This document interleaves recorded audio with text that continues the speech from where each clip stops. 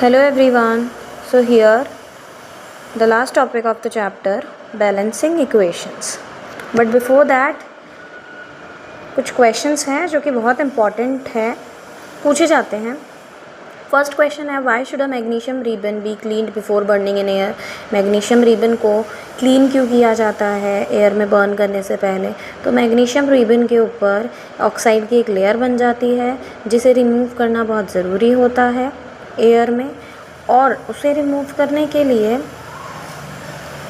Sand paper की help ली जाती है. सैंड पेपर होता है जिससे उसे रब किया जाता है ऑक्साइड की लेयर हटाने के लिए, एंड जैसे ही हट जाता है तो जो मैग्नीशियम रिबन है वो डेज़लिंग वाइट फ्लेम के साथ में बर्न होता है. Okay, next question is why respiration is considered an exothermic reaction.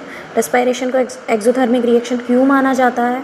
तो जो रेस्पायरेशन है उसके दौरान होता क्या है, तो याद करिए, रेस्पायरेशन वो प्रोसेस होती है जिसमें हमारा ऑक्सीजन की मदद से जो ग्लूकोज हमने लिया है, कार्बोहाइड्रेट जो हमने लिया है, वो टूटता है और क्या चीज़ बनती है, CO2 एंड एनर्जी रिलीज़ होती है. अब हमने एक्सोथर्मिक रिएक्शन पढ़ी थी कि एनर्जी रिलीज़ होगी तो वो एक्सोथर्मिक रिएक्शन है, और एनर्जी अगर कंज्यूम होगी तो वो एंडोथर्मिक रिएक्शन है. तो यहाँ पर रेस्पायरेशन में एनर्जी रिलीज़ होती है, इसीलिए इसे एक्सोथर्मिक रिएक्शन माना जाता है. ओके, यहीं पे अगर अपन फोटोसिंथेसिस की बात करें तो फोटोसिंथेसिस की याद है प्रोसेस, उसमें क्या होता है कि हमारा जो कार्बन डाइऑक्साइड गैस है वो वाटर के साथ में मिल कर के क्या बनाता है, सनलाइट एंड क्लोरोफिल की प्रेजेंस में बनाता है कार्बोहाइड्रेट.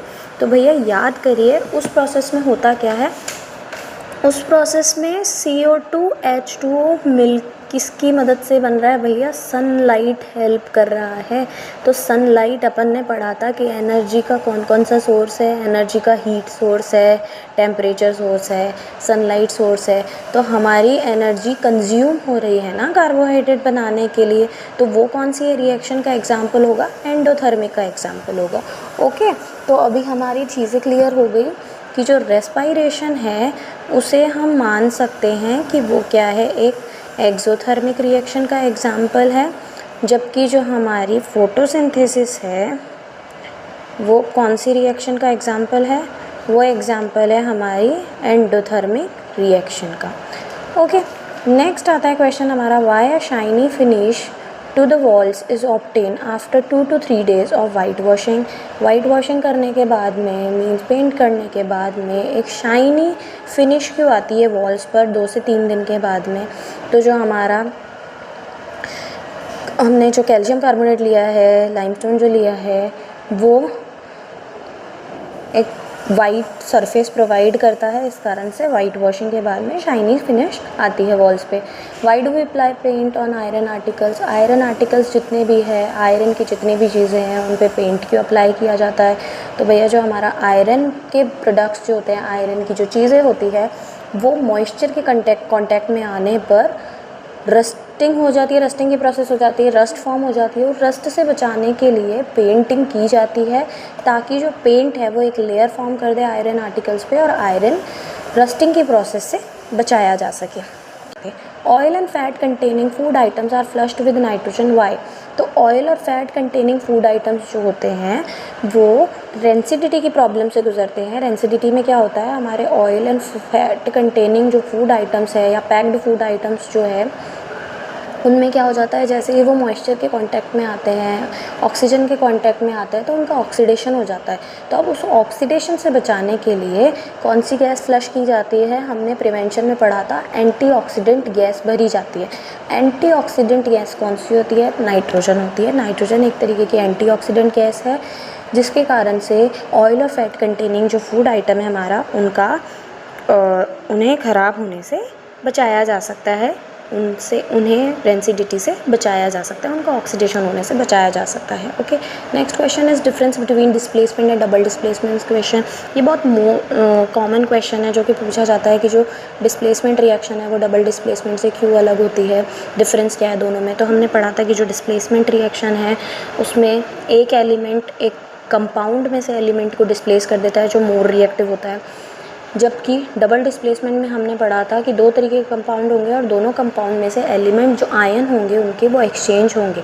ओके, तो ये डिफरेंस है। नेक्स्ट है difference between combination and decomposition reaction. तो हमने पढ़ा था कि जो कॉम्बिनेशन रिएक्शन है उसमें दो रिएक्टेंट जुड़ करके एक सब्सटेंस बनेगा, एक प्रोडक्ट बनेगा, सिंगल सब्सटेंस बनेगा। जबकि डिकम्पोजिशन रिएक्शन में हमने पढ़ा था कि एक सिंगल रिएक्टेंट डिकम्पोज होगा दो प्रोडक्ट्स में। ओके, ये कुछ क्वेश्चन थे। अब आता है हमारा चैप्टर का last topic which is balanced equation, and this is most important topic. इसमें से क्वेश्चन बहुत ज़्यादा पूछे जाते हैं, तो स्टार मार्क कर लेते हैं। तो इसमें कुछ टाइप है, इस टाइप से क्वेश्चन आते हैं। तो फर्स्ट टाइप है हमारा नॉर्मल, जिसमें आपको इक्वेशन दे दी जाती है और उसे बैलेंस करने के लिए पूछा जाता है।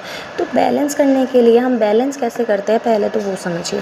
बैलेंस करने के लिए हमें सबसे पहले रिएक्टेंट के साइड पे कितने एलिमेंट प्रेजेंट है उन्हें काउंट करना होता है, एंड सेकंड हमें ये देखना होता है कि प्रोडक्ट साइड पे जो हमारे एलिमेंट है उसमें कितने एलिमेंट है। मतलब कि जैसे फर्स्ट रिएक्शन है हमारी HNO3 plus calcium hydroxide convert into calcium nitrate and water. तो अब यहाँ पे हम एक एक एलिमेंट लेंगे। जैसे कि फर्स्ट हाइड्रोजन अगर हम लेते हैं रिएक्टेंट में, तो जो हमारा हाइड्रोजन है वो इधर कितना है 1, तो ये और 2 ये, तो टोटल 3 है हाइड्रोजन। नाइट्रोजन इधर कितना है 1, ऑक्सीजन कितना है 3 एंड 2, भैया इसको मत भूल जाना, OH अलग अलग है। तो ऑक्सीजन टोटल कितनी हुई हमारे पास में 5 एंड कैल्शियम इज़ 1। ओके, अब प्रोडक्ट में कितने हैं हमारे पास में, प्रोडक्ट में हाइड्रोजन है हमारे पास 2, नाइट्रोजन कितना है 2। ये होल ट्वाइस का मतलब है कि ये पूरा का पूरा जितना भी है इसके अंदर मटेरियल वो दुगना है।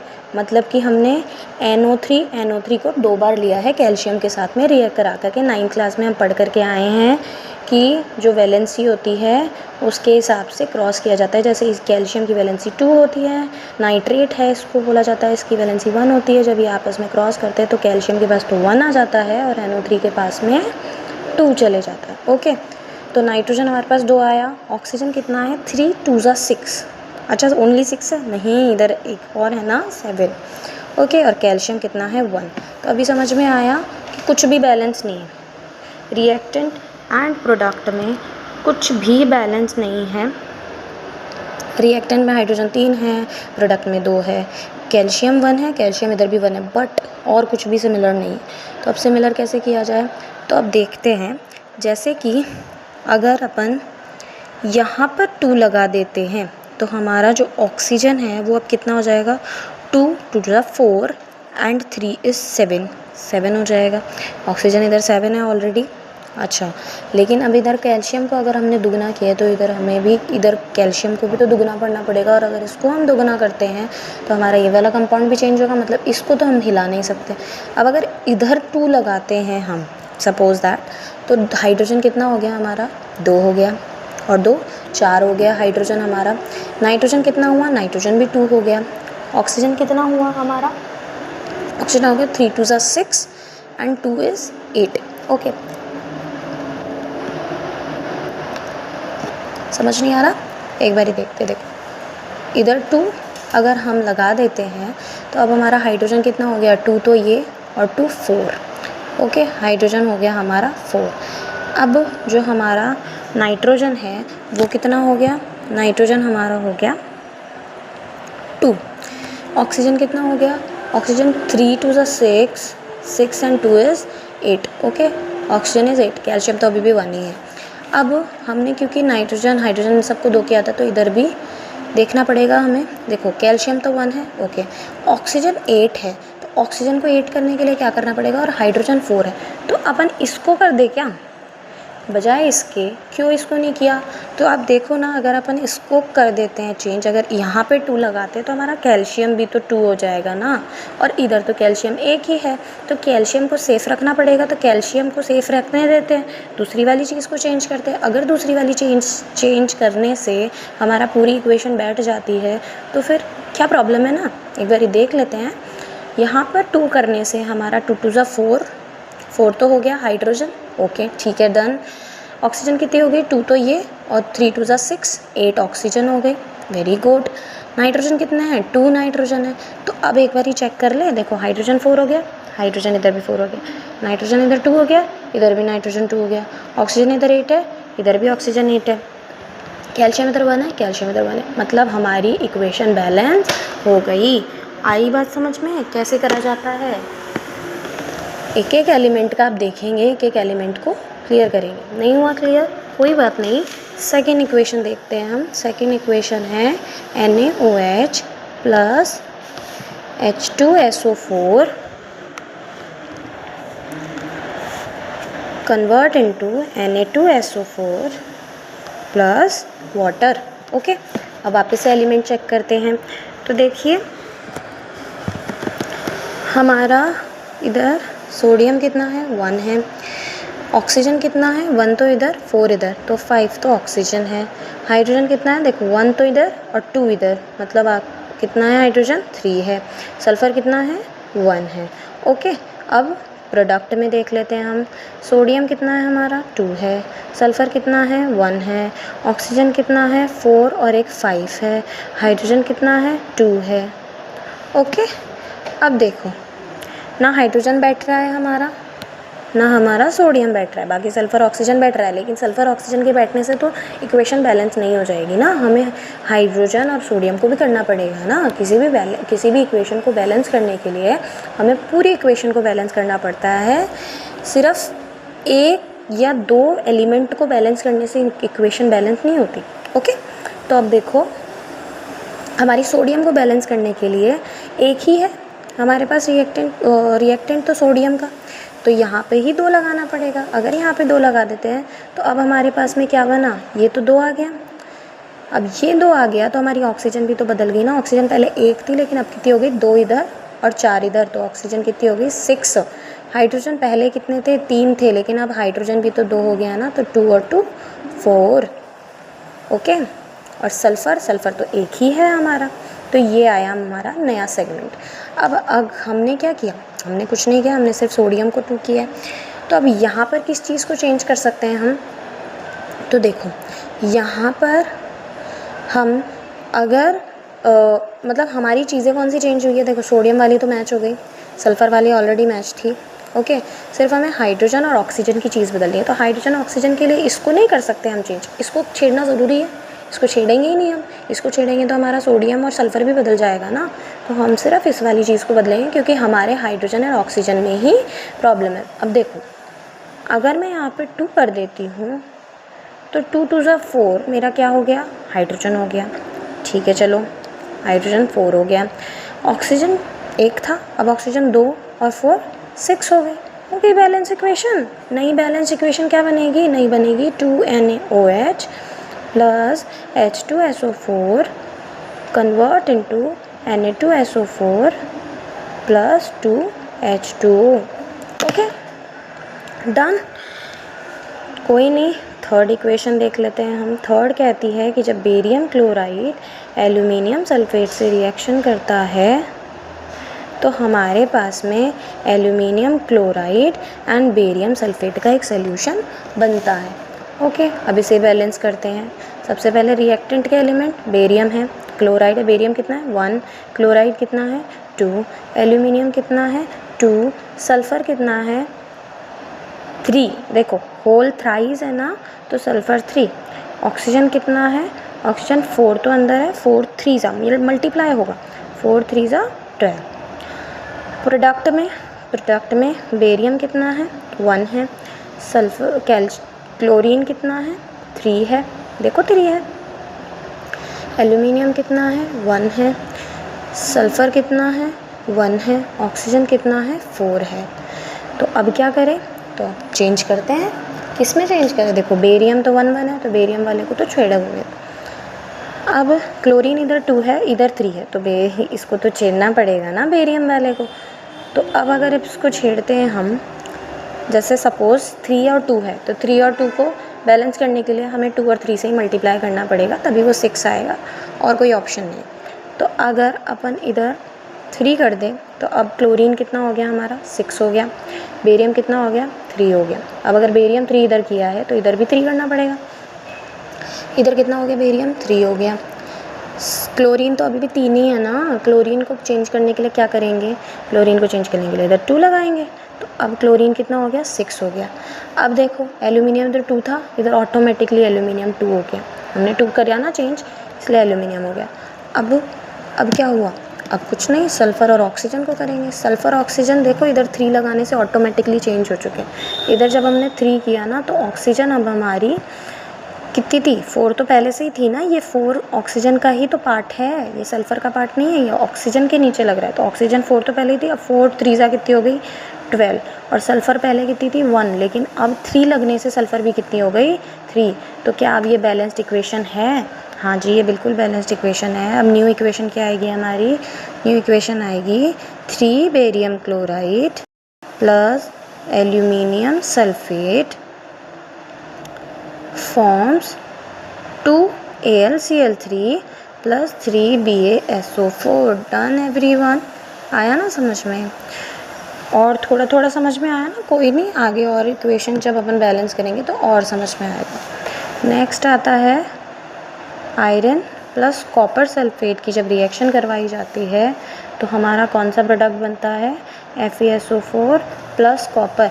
अच्छा एक और क्वेश्चन भी तो कर सकते हैं ना इससे, हम लोग इतनी सारी रिएक्शन पढ़ के आए हैं, तो आपको इन रिएक्शन में कुछ सिमिलैरिटी, कुछ एग्जांपल्स दिख रहे हैं कि ये किस किस का एग्जांपल हो सकते हैं। देखो हमारी थर्ड वाली जो इक्वेशन थी ना उसमें आप गौर से अगर देखें तो आयन्स एक्सचेंज हुए हैं, हो रहा है ना। देखो पहले बेरियम के पास में क्लोराइड था, फिर हमारे एल्यूमिनियम के पास में सल्फेट था। अब रिएक्टेंट में तो ये था, लेकिन प्रोडक्ट में जाने के बाद में देखो एल्यूमिनियम तो क्लोराइड के पास में आ गया और जो बेरियम था उसके पास सल्फेट चले गया। तो हुई ना कौन सी रिएक्शन हुई, double displacement reaction. And the fourth equation is iron copper sulphate से रिएक्ट करता है और आयरन सल्फेट और कॉपर करता है। तो भैया वो थर्ड वाली रिएक्शन याद है कौन सी थी, डिस्प्लेसमेंट रिएक्शन। डिस्प्लेसमेंट रिएक्शन में एक एलिमेंट नहीं करता, मोर रिएक्टिव एलिमेंट अपने से लेस रिएक्टिव को करता है। तो फोर्थ वाली का एग्जाम्पल समझ में आ गया, फोर्थ वाली किसका एग्जाम्पल है।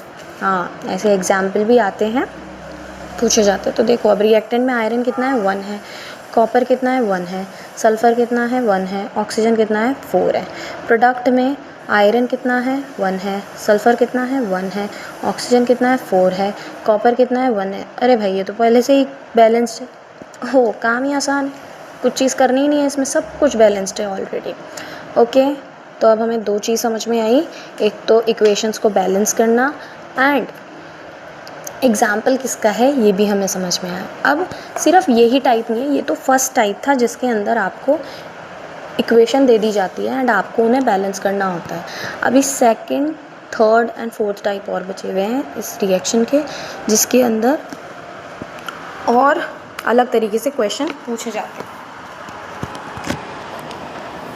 जैसे कि देखिए अब आता है इसका सेकंड टाइप। सेकंड टाइप में क्या होता है, सेकंड टाइप में हमें दी जाती है सीधी सीधी इक्वेशंस, मतलब कि हमें सीधा सीधा थ्योरी वाला क्वेश्चन किया जाता है वर्ड प्रॉब्लम टाइप में, और फिर हमें उसमें से इक्वेशन भी बनानी होती है और हमें ये भी बताना होता है कि ये बैलेंस कैसे होगा। तो देखो फर्स्ट है हमारी potassium metal reacts with water to give potassium hydroxide and hydrogen gas.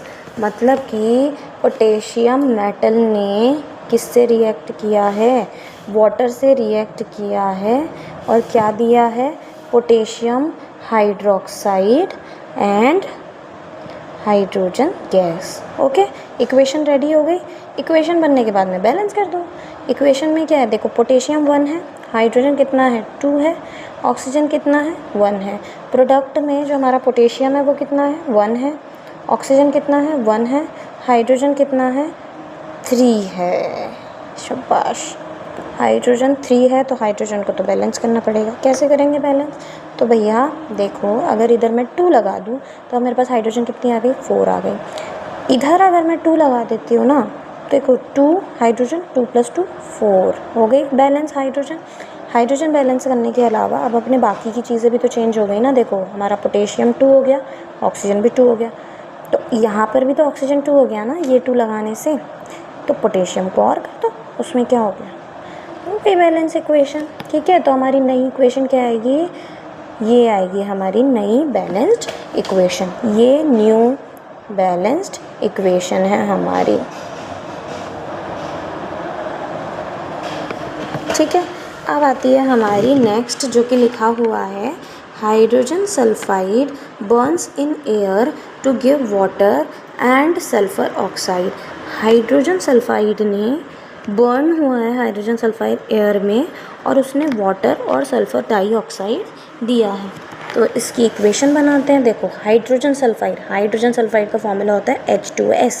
ठीक है, H2S ने बर्न्स इन एयर, एयर का मतलब ऑक्सीजन होता है। ओके, हाइड्रोजन सल्फाइड जब ऑक्सीजन में बर्न हुआ है तो उसने sulphur dioxide and water release किए हैं। ये इक्वेशन हो गई हमारी। इसको बैलेंस कर लेते हैं। हाइड्रोजन कितना है, 2 है। सल्फ़र कितना है, 1 है। ऑक्सीजन कितना है, 2 है। यहाँ सल्फ़र कितना है, 1 है। ऑक्सीजन कितना है, 2 और 3 है। हाइड्रोजन कितना है, 2 है। देखिए सब कुछ बैलेंस है, बट सिर्फ ऑक्सीजन ही बैलेंस नहीं है। ऑक्सीजन को बैलेंस करने के लिए क्या करें, कुछ भी नहीं, 2 लगा दो। कहाँ पे 2 लगाए, यहाँ पे 2 लगा दो। यहाँ पे अगर 2 लगा देते हैं तो ऑक्सीजन कितना हो गया, 4 हो गया। यहाँ पर किसको चेंज करें, यहाँ पर अगर अपन इसको चेंज करते हैं तो हमारा हाइड्रोजन चेंज होता है कि नहीं होता है। तो इसको छेड़ने की बजाय अगर मैं इसको छेड़ दूँ तो अब देखो ऑक्सीजन कितने हो गए, 4 हो गए। सल्फ़र कितना हो गया, 2 हो गया। सल्फ़र 2 होने के बाद में यहाँ पर भी 2 करना पड़ेगा मुझे, है ना। यहाँ पर अगर मैं 2 कर देती हूँ तो मेरा हाइड्रोजन, यहाँ तो 2 ही है लेकिन यहाँ पे कितना हो गया, 4 हो गया। हाइड्रोजन को चेंज करने के लिए क्या करना पड़ेगा, यहीं पे ही लगाना पड़ेगा। मतलब इस इक्वेशन में हमको दोबारा से देखना पड़ेगा। क्या देखना पड़ेगा कि हमने जहाँ 2 लगाया था वहाँ नहीं लगाना है, दूसरे साइड लगाना। देखो H2S + 2O2 convert into 2SO2 + H2। देखो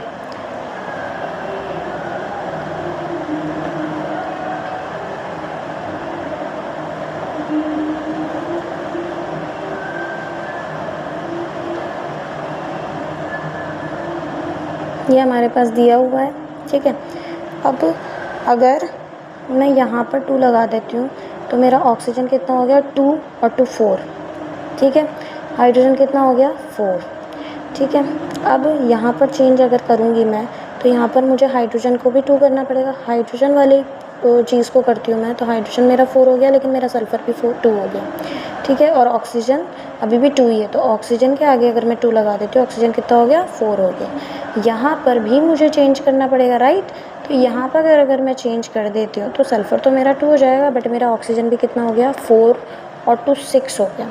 अब ऑक्सीजन मेरा अगर 6 हो जाता है तो बेटा जी यहाँ पर 2 की बजाय मैं 3 नहीं कर सकती क्या, यहाँ पर 3 2 करूँगी तो डायरेक्ट मेरा 6 बन जाएगा ना। तो अब नई इक्वेशन क्या बनेगी, नई इक्वेशन बनेगी 2H2S + 3O2 convert into 2SO2 + 2H2। Done. अरे भैया, जब हमने यहाँ पर 2O2 किया था ना तब भी हमारी 2 ऑक्सीजन की कमी थी। अब वो 2 ऑक्सीजन की कमी को हम दूसरे मॉलिक्यूल को तो नहीं कर सकते थे ना, क्योंकि दूसरे अगर कंपाउंड को मैं चेंज करती तो दूसरे कंपाउंड के साथ साथ दूसरे एलिमेंट की भी तो डिजिट्स चेंज होती, तो वो एलिमेंट तो चेंज करना ही नहीं था। इसीलिए ये सिंगल एलिमेंट ऑक्सीजन ही था, तो इसको मैंने चेंज कर दिया। ओके, अब थर्ड पे आते हैं हम। थर्ड लिखा हुआ है calcium chloride reacts with aluminium sulphate to give calcium sulphate and aluminium chloride. हमारे कैल्शियम क्लोराइड का हमें सबसे पहले मॉलिक्यूलर फॉर्मूला पता होना चाहिए। Calcium chloride CaCl2। कैसे बना, कैल्शियम की 2 होती है वैलेंसी, क्लोरीन की 1 होती है, तो इसका 2 इसके पास, इसका 1 इसके पास। तो CaCl2 ने जब किसके साथ रिएक्ट किया, एल्यूमिनियम सल्फेट के साथ में। एल्यूमिनियम की 3 होती है वैलेंसी, सल्फेट की 2 होती है, तो एल्यूमिनियम के पास तो 2 आएगा, सल्फेट के पास थ्राइस आएगा। ये मॉलिक्यूल है, इसके साथ जब रिएक्ट किया तो हमारा क्या बना, कैल्शियम सल्फेट बना। अब देखो ये CaSO4 क्यों बना, क्योंकि कैल्शियम की भी 2 ही वैलेंसी होती है, SO4 की भी 2 ही वैलेंसी होती है। ओके, एंड नेक्स्ट बना हमारे पास में एल्यूमिनियम क्लोराइड। एल्यूमिनियम की 3 होती है, क्लोरीन की 1 होती है। ये हमारे पास इक्वेशन बनी, इसमें देखो कैल्शियम 1 है, क्लोरीन कितना है, 2 है, एल्यूमिनियम कितना है, 2 है, सल्फ़र कितना है, 3 है, ऑक्सीजन कितना है, 12 है। यहाँ पर कैल्शियम 1 है, क्लोरीन 3 है, एल्यूमिनियम 1 है, सल्फ़र 1 है, ऑक्सीजन 4 है। तो सल्फ़र ऑक्सीजन को थ्राइस से करेंगे तो कैल्शियम भी अपना थ्राइस हो गया। कैल्शियम को 3 से करूँगी मैं तो मेरे को यहाँ पे भी कैल्शियम को 3 करना पड़ेगा, राइट। अब कैल्शियम को 3 कर दिया तो ये 3 हो गया और ये कितना हो गया, 6 हो गया, ठीक है। अब यहाँ पर मैंने कैल्शियम को 3 किया तो यहाँ 3 हो गया कैल्शियम। और अब मेरा क्लोरीन कितना हुआ, क्लोरीन तो अभी भी 3 है, तो क्लोरीन को 6 करने के लिए 2 से मल्टीप्लाई कर दो, तो ये तो हो गया 6 और ये कितना हो गया, 2 हो गया, ठीक है। अब यहाँ पे और भी एलिमेंट चेंज हुए, जैसे कि देखो सल्फ़र हो गया अब 3 और ऑक्सीजन कितना हो गया 12। क्या इक्वेशन बैलेंस हो गई, देखो oxygen complete, sulphur done, aluminium done, chlorine done, calcium done. तो अब नई इक्वेशन क्या बनी, 3CaCl2 प्लस Al2SO4 का thrice convert into 3CaSO4 plus 2AlCl3 done. ये हो गया हमारा सेकेंड टाइप भी कंप्लीट। अब